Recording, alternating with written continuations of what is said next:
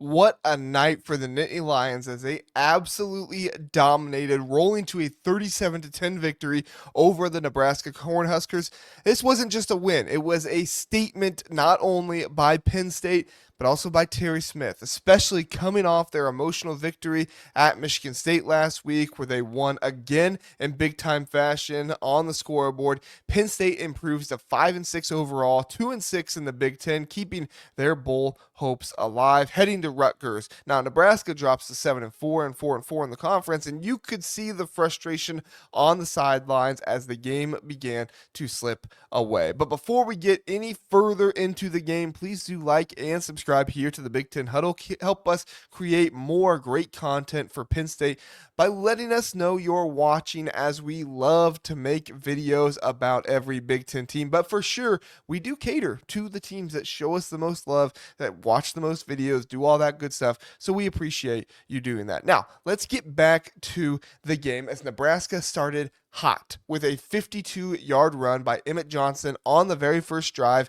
pushing deep into Penn State territory. But the Nittany Lions defense did not look like a defense that had given up this season, because they stuffed them on 4th and 1 at the 2-yard line. Zane Durant, Amari Campbell delivered massive hits on Johnson. That turning point sparked Penn State's offense. They marched right down the field, 98 yards in 7 plays, capped off by an Ethan Gruckmeyer 4-yard touchdown pass. After that, Penn State kept pouring it on. Ryan Barker nailed a 26-yard field goal after an 82-yard drive. Nebraska answered with a field goal of their own, making it 10-3. Looked like there was some hope. Maybe Nebraska can get back into this, but no. Bam! Nicholas Singleton took over, scoring a 4-yard touchdown run after a later 10-yard dash. Though Barker missed the extra point, for the second one there. Halftime was 23-3 Penn State. You get into the third quarter,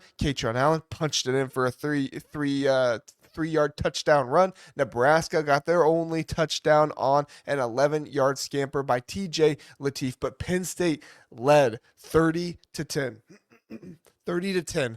Fourth quarter sealed it with Allen's 13-yard touchdown run. You look at the total yards. We'll get to Smith here in just a second, but you look at the total yards. Penn State 412, Nebraska 318. Penn State 8.1 yards per play. Offensively, this was their most complete performance of the year. Grunkmeyer is young.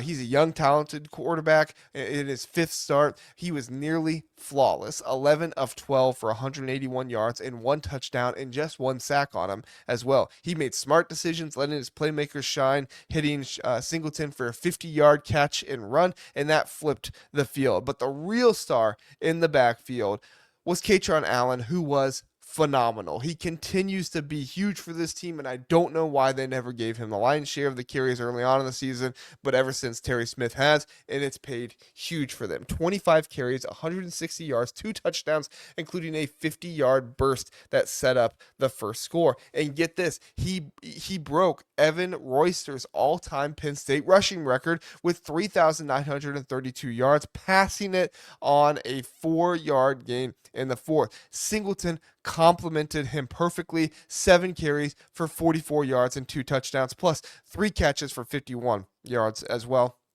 Together, they poured 231 rushing yards at 5.9 yards per carry. The O-line opened up massive holes for them, and the balance of 231 rushing yards to 181 passing yards kept Nebraska's defense guessing. They could never try to put the defense in one spot to stop them. Defensively, it was an amazing performance by them. Now, I know Nebraska's got a backup quarterback, true freshman. I get it, but it was still suffocating. They held Nebraska to 4.6 yards per play, forced 9 punts or turnover on downs out of 13 drives, 3 sacks for 16 yards, 6 tackles for loss. Lateef, Nebraska's a freshman quarterback, he was making his very first road debut, went 21 of 37 for 187 yards, no touchdowns, no picks, so he did take care of the ball, but looked overwhelmed out there. Johnson had that early 52-yarder, but finished with 103 on 19 carries secondaries bottled up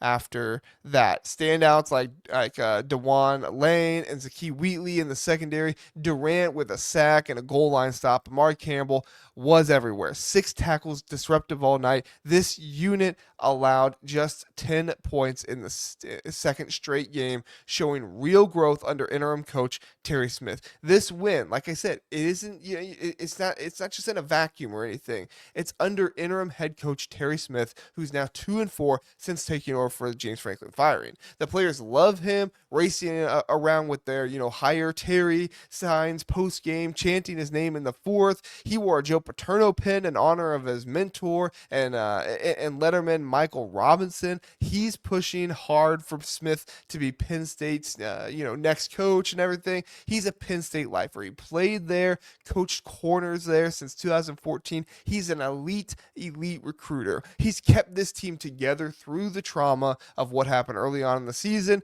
losing their coach midseason, QB injury, and a 2-month win drought. Under him, they fought hard, nearly upsetting Indiana, which would have been huge for them if they could have done that. And look, Pat Kraft says he'll consider internal candidates, and he should. But I wouldn't necessarily take every name that has been mentioned over for the job over Terry Smith. If we're just being honest here, Kalen DeBoer, I'd take him probably. Bob Chesney, honestly, I'd take him too. But if we're being honest here, guys like Brent Key don't really give me a whole lot of hope after what happened against Pitt on Saturday, and neither does Eli Drinkwitz. As Drinkwitz has rebuilt Mizzou, and they have been close to being an SEC contender at times early on in the season, but typically when they get into SEC play, they flounder, and I don't want another coach that's going to flounder in conference play. He has a great offensive mind, but he's not stepped into Penn State's, he's not in Penn State's DNA.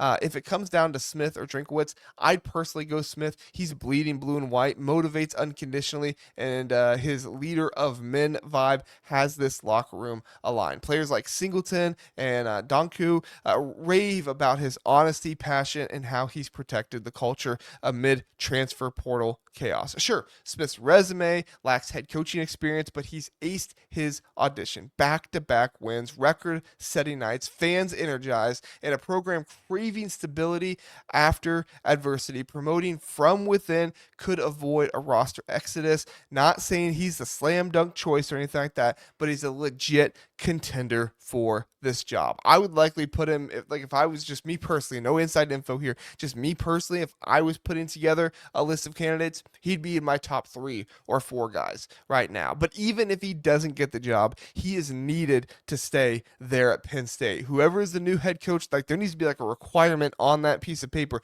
must hire Terry Smith, right? Corner coach, what behind the scenes, something. You need Terry Smith on that staff somewhere, somehow. Now, next week, they do head to Rutgers, needing one more win for bowl eligibility. I have no idea if they would actually want to go to a bowl. If they get it, credit Smith for the turnaround. I know 6-6 is nothing to be super proud of at Penn State, but for where the program was at, losing to UCLA, losing to Northwestern, to now beating Nebraska and beating Michigan State by multiple scores in back-to-back weeks, it really shows the growth of this program and what Terry Smith has done. Let me know your thoughts on Terry Smith, if you think he should be the next head coach at Penn State. If not, who would you have in front of him? Would you have Brent Key in front of him? Would you have Eli Drinkwitz in front of him? We'd love to know your thoughts, and we'll see you next time. Have a good one.